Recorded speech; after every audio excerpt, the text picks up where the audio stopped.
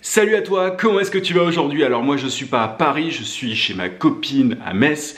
Alors je sais pas du tout ce que ça donne niveau bruit, niveau lumière et tout, j'ai pas l'habitude de filmer ici, il y a notamment des travaux, j'ai l'impression que c'est pire qu'à Paris, on va faire avec, excuse-moi si le son est pas top. Alors aujourd'hui, enfin ce week-end, j'ai vu une exposition à propos justement de la notion de travail et ça parlait de différents profils de personnes qui étaient artistes et qui travaillaient en même temps, ce qu'on pourrait appeler finalement des slashers. Alors, les slashers, en gros, la définition, ce sont des personnes qui exercent justement différents métiers pour pouvoir vivre ou pas d'ailleurs, enfin voilà, qui ont différentes activités. Et d'ailleurs, dans le groupe Facebook que j'ai créé, Esprit Libre, tu as le lien qui est dans la description de cette vidéo si tu veux le rejoindre, il y a des gens qui ont évoqué aussi le slashing, qui disaient qu'ils avaient différentes activités. Et c'est quelque chose qui est très courant chez justement les freelances. Il y a des gens qui sont artistes, qui vivent pas de leur art et qui travaillent à côté, qui sont notamment freelance, parce que justement ils aimeraient être totalement, enfin vivre de leur art, mais ils peuvent pas, donc ils ont besoin d'un truc, pas d'un boulot alimentaire, mais d'un boulot simplement pour pouvoir vivre. Enfin il y a beaucoup de cas comme ça, mais c'est pas que ce genre de profil que tu peux retrouver chez les slashers, c'est notamment voilà, des gens qui n'ont pas un salaire entier, enfin qui font de temps partiel, enfin tu vois, il n'y a pas vraiment de définition précise dans le sens où un slasher c'est simplement quelqu'un qui a plusieurs activités, c'était aussi mon cas. Avant j'avais un groupe de musique qui me prenait quasiment autant de temps que mon boulot de freelance, et encore le boulot de freelance tu peux te dire dans certains cas, tu vois, parfois tu as des gens qui sont rédacteurs, community managers, enfin voilà, ils exercent différents trucs. Moi, c'est pas quelque chose que je recommande, mais ils exercent différentes activités. Et du coup, voilà, je voulais simplement parler un petit peu aujourd'hui de ce sujet-là. Il y a pas mal de documentaires qui sont sortis sur ça, sur cette génération de slashers. C'est un truc que je vois de plus en plus. Et c'est marrant parce que j'ai l'impression que c'est pas toujours simplement des raisons économiques qui poussent les gens au slashing. Ça peut être le cas, tu vois, notamment pour les artistes que j'évoquais. Et pour ceux qui n'ont pas un salaire suffisant pour pouvoir vivre, mais c'est aussi souvent des gens qui ont envie d'avoir plusieurs activités. Tu vois, moi quand je faisais de la musique, je faisais de la musique en même temps. Alors, l'idée, c'était pas forcément à tout prix de vivre de la musique, mais en tout cas, c'était un truc qui me plaisait autant que mon boulot de freelance, et du coup, je faisais les deux. Et il y a énormément de gens dans cette situation-là, et j'ai l'impression que c'est simplement, enfin pas simplement, pas que, mais il y a beaucoup de gens qui ont envie de toucher un peu à tout. J'avais fait une vidéo sur les multipotentiels il y a quelques temps, et du coup, vu qu'on n'arrive pas à choisir, je pense que le grand problème de notre génération, tu as peut-être mon âge, je sais pas, quand je dis ma génération, je sais pas, c'est entre 22 et 32, tu vois, la jeune trentaine, j'ai l'impression que le plus grand problème, c'est le choix. Il y a beaucoup de gens qui n'arrivent pas forcément à s'orienter parce qu'ils n'ont pas envie de faire un truc, ils n'ont pas envie de s'arrêter à une seule chose. Et voilà, ils ont différentes passions, ils ont différentes capacités, ils ont envie d'avoir plusieurs casquettes, entre guillemets. Et du coup, voilà, le slashing au final est super logique par rapport à ça, par rapport à ces envies variées, cette volonté d'avoir des expériences ultra riches. Et c'est vraiment marrant à quel point on peut retrouver ce genre de personnes chez les freelances, et je pense que ça va être quelque chose de croissant. Le problème, principalement pour moi, c'est que le risque en tout cas, en étant slasher, c'est de trop se disperser et au final galérer pour pouvoir gagner sa vie tout simplement. C'est-à-dire que il y a le slashing qui est voulu et le slashing qui n'est pas voulu. Tu vois, le slashing économique, dans le sens où c'est simplement pour pouvoir gagner sa vie.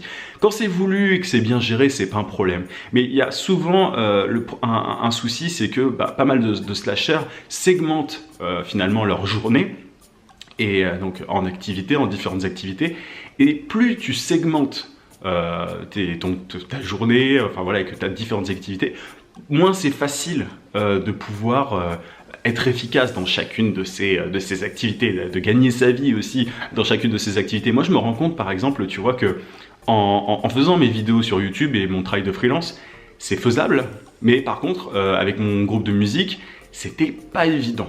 C'était vraiment avoir 3 activités comme ça, c'était vraiment pas évident. Et aujourd'hui, j'arrive à gérer les deux, YouTube et mon boulot de freelance. Si j'enlevais YouTube, ce serait ultra facile. Mon boulot de freelance, il n'y aurait aucun souci. Mais voilà, avec YouTube, c'est moins évident. Et avec mon groupe de musique, là, c'est terminé depuis quelques mois, mais c'était encore moins évident. Et je pense pas que j'aurais réussi à tenir sur le long terme. Donc en gros, pour moi, il faut faire super gaffe à ça. C'est-à-dire que le slashing, c'est bien, mais il faut quand même penser à gagner sa vie, normal, tu me diras, mais il faut faire vraiment super gaffe à pas se disperser. Je parlais avec quelqu'un dans le groupe Facebook ce week-end et qui me disait qu'elle voyait pas enfin, cette personne ne voyait pas le slashing comme quelque chose de vraiment bien.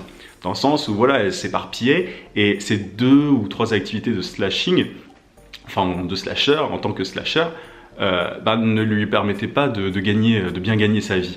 Et c'est ça le problème, c'est que si t'es slasher avec plein d'activités mais qui te rapportent vraiment rien, c'est très compliqué de tenir sur le long terme, notamment niveau motivation. Tu vois, moi j'avais évoqué ça sur la chaîne YouTube, voilà, ça me prend énormément de temps, c'est plus par passion que je le fais que vraiment pour gagner de l'argent, parce que par rapport à ce que ça me rapporte, c'est pas énorme du tout. Mais il faut trouver un équilibre en fait. C'est-à-dire que tu vois, si tu t'engages dans une activité qui te prend, je sais pas, 30 heures par semaine et que derrière tu peux pas gagner ta vie avec ou rien gagner du tout, c'est très compliqué d'avoir la motivation. Tu peux pas travailler gratuitement, hein, j'avais déjà parlé de ça. Et du coup voilà, il faut vraiment trouver cet équilibre là. Et c'est vraiment le risque des slashers. Les slashers, il faut savoir un petit peu quand même choisir. Tu peux pas segmenter ta journée en 10 activités. Il faut être rationnel à un moment.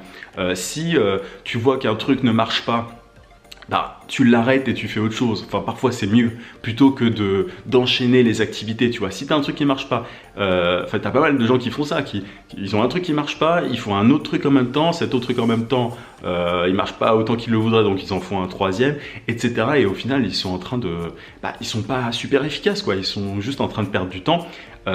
Et le problème, c'est qu'ils ne sont pas forcément assez investis dans chacune de ces activités. Parfois, les choses prennent du temps, tu vois, en tant que freelance, ça prend du temps parfois de trouver tes premiers clients. Et du coup, il ne faut pas se dire, je te prends un exemple, hein, mais tiens, c'est beaucoup plus facile de gagner de l'argent sur Internet, plutôt que de chercher des clients dans la vraie vie, je vais les chercher sur Internet. Je vais faire les deux en attendant et tout. C'est pas comme ça qu'il faut faire. Il faut prendre du temps à un moment et consolider une activité avant d'en avoir une autre, tu vois. Moi, j'ai pas lancé ma chaîne YouTube quand je gagnais pas encore ma vie de freelance. C'est un exemple que je connais, donc je te donne cet exemple-là, mais je gagnais déjà ma vie en tant que freelance. Et après, j'ai fait ma chaîne YouTube parce que voilà, j'avais le temps et ça m'amusait. Mais j'aurais pas pu le faire, j'aurais pas pu, tu vois, au tout début quand je me suis lancé en freelance, j'ai pris énormément de temps à démarcher et tout. J'aurais pas pu avoir de chaîne YouTube au tout début dans les 3 premiers mois. Ça aurait été galère. Donc voilà, le slashing, c'est quelque chose qui est de plus en plus courant, c'est pas à la mode, mais voilà, c'est dans l'air du temps et c'est un peu logique, tu vois. T'as notamment, enfin, les salaires de moins en moins bien, de moins en moins gros, voilà, le chômage de masse et tout, c'est des trucs qui poussent au slashing. Mais je pense qu'il faut être un petit peu rationnel par rapport à ça et faire certains choix et pas à tout prix, tu vois, même si c'est un kiff, même si c'est un truc qui te fait plaisir, multiplier les activités avant d'en avoir certaines vraiment consolidées, tu vois, qui te permettent de gagner ta vie. Je pense qu'on peut être un slasher heureux, un slasher ou une slasher, on dit pas slasheuse, je crois. On peut être un slasher heureux à partir du moment où voilà, ça te rapporte quelque chose à un moment, sauf si c'est vraiment sauf si tu fais une activité par pure passion et c'est totalement faisable. Mais il faut quand même dans ces cas-là que tu gagnes ta vie à côté parce que à un moment faut pouvoir manger, quoi, concrètement.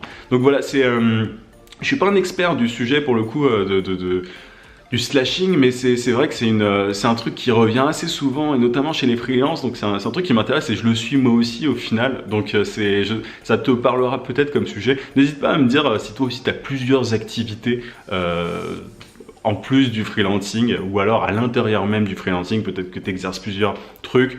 En général, je déconseille, comme je te disais, si tu es rédacteur, concentre-toi d'abord sur la rédaction, essaie de trouver des clients et ensuite tu feras autre chose. Mais voilà, le fait de diversifier n'est pas toujours une bonne solution et ça honnêtement, j'ai vu plusieurs cas comme ça de gens qui se sont foirés à cause de ça. Donc la concentration puis l'élargissement, je pense, sont mieux qu'au tout début, aller dans tous les sens, être une vraie girouette. Bref, voilà, c'est simplement mon avis. N'hésite pas à me dire ce que tu en penses aussi. Et puis, si toi aussi t'es slasher et dans quel domaine, ça m'intéresse vraiment. Je t'invite à mettre un gros pouce bleu à cette vidéo et à t'abonner à la chaîne si ce n'est pas déjà fait. Et n'oublie pas que si tu veux, tu peux télécharger juste ici sur le i, ma formation vidéo gratuite pour trouver des clients rapidement en freelance. Je te dis à demain 18h comme d'habitude. En attendant, n'oublie pas, vie sans limite. À plus.